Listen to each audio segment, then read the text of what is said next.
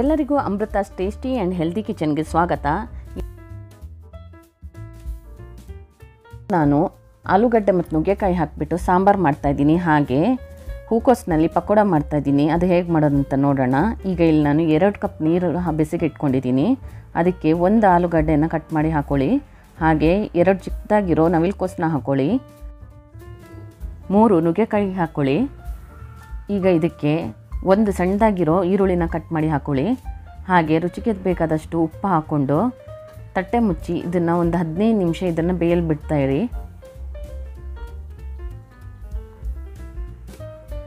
ಈಗ ನಾನೊಂದು ಪ್ಲೇಟ್ಗೆ ಒಂದು ಅರ್ಧ ಕಪ್ನಷ್ಟು ತೆಂಗಿನಕಾಯಿ ತುರಿನ ಹಾಕ್ಕೊಂಡಿದ್ದೀನಿ. ಅದಕ್ಕೆ 1 ಸ್ಪೂನ್ನಷ್ಟು ಹುರಿದ ಕೊತ್ತಂಬರಿ ಬೀಜನ ಹಾಕ್ಕೊಳ್ಳಿ. 1/4 ಸ್ಪೂನ್ನಷ್ಟು ಜೀರಿಗೆ ಹಾಕ್ಕೊಳ್ಳಿ. 5 ರಿಂದ 6 ಮೆಂತ್ಯ ಕಾಳು ಹಾಕ್ಕೊಳ್ಳಿ. ಇದೆಲ್ಲ ಹುರ್ಕೊಂಡಿದ್ದೀನಿ ನಾನು. ಈಗ ಹುರ್ಕೊಂಡಿರೋಂಥ ಉದ್ದಿನ ಬೇಳೆನ ಹಾಕ್ಕೊಳ್ಳಿ 1 ಸ್ಪೂನ್ನಷ್ಟು. ಈಗ ಒಂದು ಅರ್ಧ ಈರುಳ್ಳಿನ ಕಟ್ ಮಾಡಿ ಹಾಕ್ಕೊಳ್ಳಿ. ಹಾಗೆ 3 ರಿಂದ 4 ಬೆಳ್ಳುಳ್ಳಿ, 4 ರಿಂದ 5 ಒಣಮೆಣ್ಸಿನ್ಕಾಯಿ ಹಾಕ್ಕೊಳ್ಳಿ. ಚಿಕ್ಕದು ಹುಣಸೆಹಣ್ಣು ಹಾಕ್ಕೊಳ್ಳಿ. ಹಾಗೆ 1/4 ಸ್ಪೂನ್ನಷ್ಟು ಅರಿಶಿನ ಹಾಕ್ಕೊಂಡು ಇದನ್ನು ಚೆನ್ನಾಗಿ ಗ್ರೈಂಡ್ ಮಾಡಿ ತಗೊಂಬನ್ನಿ.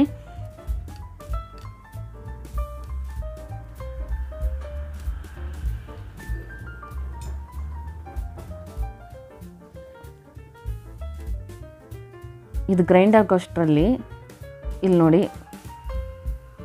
ಆಲೂಗಡ್ಡೆ ನುಗ್ಗೆಕಾಯಿ ಎಲ್ಲ ಚೆನ್ನಾಗಿ ಬೆಂದಿದೆ, ಒಂದು ಅರ್ಧದಷ್ಟು ಬೆಂದಿದೆ. ಈಗ ಇದಕ್ಕೆ ಕಟ್ ಮಾಡಿರೋ 3 ಬದನೆಕಾಯಿನ ಹಾಕ್ಕೊಳ್ಳಿ.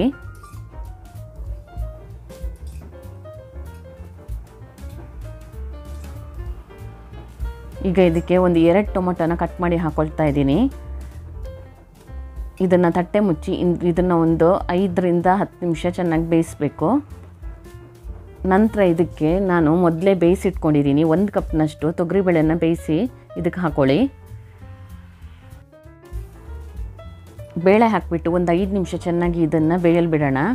ನಂತರ ಇದಕ್ಕೆ ರುಬ್ಬಿರೋ ಅಂಥ ಮಸಾಲೆನ ಹಾಕ್ಕೊಳ್ಳಿ. ಆ ಮಿಕ್ಸಿ ಜಾರ್ಗೆ ನಾನು ಸ್ವಲ್ಪ ನೀರು ಹಾಕ್ಕೊಂಡು ಮಿಕ್ಸ್ ಮಾಡ್ಕೊಂಡಿದ್ದೀನಿ. ಈಗ ಇದನ್ನು ಒಂದು 5 ನಿಮಿಷ ಕುದಿಯಲು ಬಿಡೋಣ. ಮಸಾಲೆ ಎಲ್ಲ ಚೆನ್ನಾಗಿ ಕುದಿ ಬಂದಮೇಲೆ ಇದಕ್ಕೆ ಸ್ವಲ್ಪ ಕಟ್ ಮಾಡಿರೋ ಅಂಥ ಕೊತ್ತಂಬರಿ ಸೊಪ್ಪು ಹಾಕ್ಕೊಳ್ಳಿ.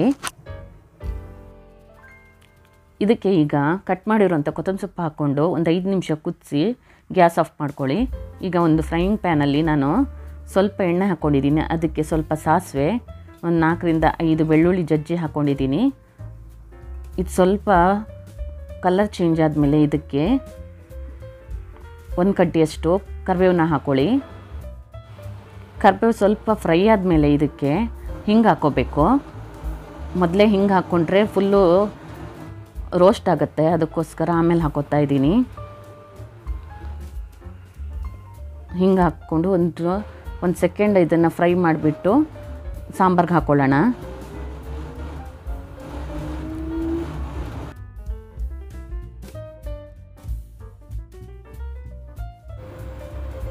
ಈಗ ಪಕೋಡ ರೆಡಿ ಮಾಡ್ಕೊಳ್ಳೋಣ. ಅದಕ್ಕೆ ನಾನು ಒಂದು ಅರ್ಧ ಹಚ್ಚದಷ್ಟು ಹೂಕೋಸನ್ನ ಕಟ್ ಮಾಡಿ, ಹುಳ ಎಲ್ಲ ಇದೆಯಾ ಅಂತ ನೋಡಿಕೊಂಡು ಕಟ್ ಮಾಡಿ ಇಟ್ಕೊಳ್ತಾ ಇದ್ದೀನಿ.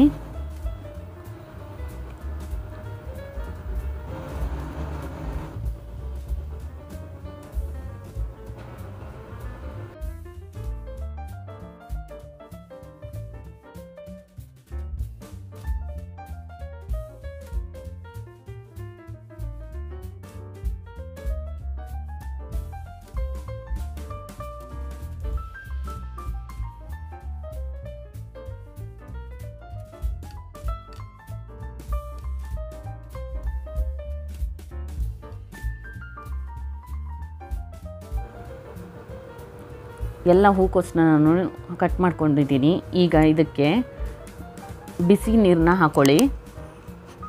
ಅದರಲ್ಲಿ ಹುಳ ಇರುತ್ತಲ್ಲ, ಒಂದೊಂದು ಹುಳ ಇದ್ದರೆ ಅಂತ ಹೇಳಿ ಬಿಸಿ ನೀರು ಹಾಕ್ಕೊಳ್ಳೋದು. ಅದಕ್ಕೆ ಸ್ವಲ್ಪ ಈಗ ಉಪ್ಪು ಹಾಕ್ಕೊಳ್ಳಿ. 1 ಸ್ಪೂನಷ್ಟು ಉಪ್ಪು ಹಾಕ್ಕೊಂಡ್ರೆ ಸಾಕಾಗತ್ತೆ. ಈಗ ನಾನು ಮಸಾಲೆ ರೆಡಿ ಮಾಡ್ಕೊತಾ ಇದ್ದೀನಿ. ಅದಕ್ಕೆ 1 ಕಪ್ನಷ್ಟು ಕಡಲೆ ಹಿಟ್ಟನ್ನು ಒಂದು ಬೌಲ್ಗೆ ಹಾಕ್ಕೊಳ್ಳಿ. ಹಾಗೆ 1 ಸ್ಪೂನ್ನಷ್ಟು ಅಕ್ಕಿ ಹಿಟ್ಟು, 1.5 ಟೇಬಲ್ ಸ್ಪೂನ್ನಷ್ಟು ಅಚ್ಚ ಖಾರದ ಪುಡಿ, ಹಾಗೆ 1/4 ಸ್ಪೂನ್ನಷ್ಟು ಅರಿಶಿನ, ರುಚಿಗೆ ತಕ್ಕಷ್ಟು ಉಪ್ಪು ಹಾಕ್ಕೊಳ್ಳಿ. ಹಾಗೆ 1 ಚಿಟಿಕೆಯಷ್ಟು ಅಡುಗೆ ಸೋಡಾ ಹಾಕ್ಕೊಳ್ಳಿ. ಇದಕ್ಕೆ ಸ್ವಲ್ಪ ಓಮನ್ನು ಕ್ರಷ್ ಮಾಡಿ ಹಾಕ್ಕೊಳ್ಳಿ. ನಂತರ ಇದಕ್ಕೆ ನೀರು ಹಾಕ್ಕೊಂಡು ಮಿಕ್ಸ್ ಮಾಡ್ಕೊಳ್ಳೋಣ.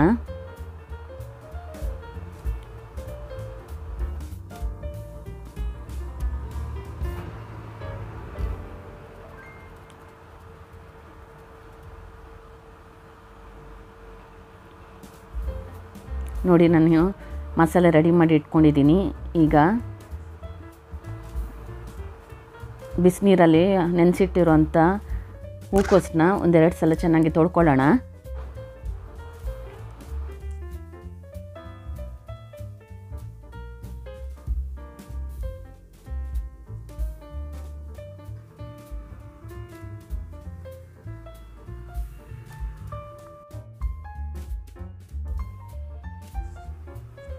ಹೂಕೋಸನ್ನ ಮಸಾಲೆಗೆ ಹಾಕಿಬಿಟ್ಟು ಫುಲ್ಲು ಕವರ್ ಆಗೋ ರೀತಿ ಇದನ್ನು ಕೋಟ್ ಮಾಡಿ ಫ್ರೈ ಮಾಡ್ಕೊಳ್ಳೋಣ.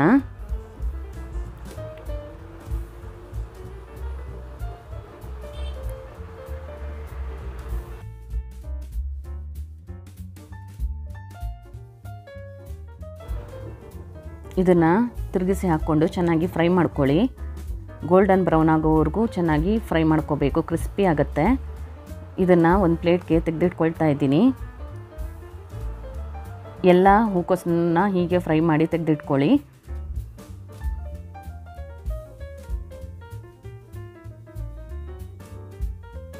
ಇದು ಸಾಯಂಕಾಲ ಟೀ ಜೊತೆನೂ ಸರ್ವ್ ಮಾಡ್ಬೋದು, ಇಲ್ಲಾಂದರೆ ಈಗ ನಾನು ಅನ್ನ ಮತ್ತು ಸಾಂಬಾರು ಜೊತೆ ಸರ್ವ್ ಮಾಡ್ತಾಯಿದ್ದೀನಿ.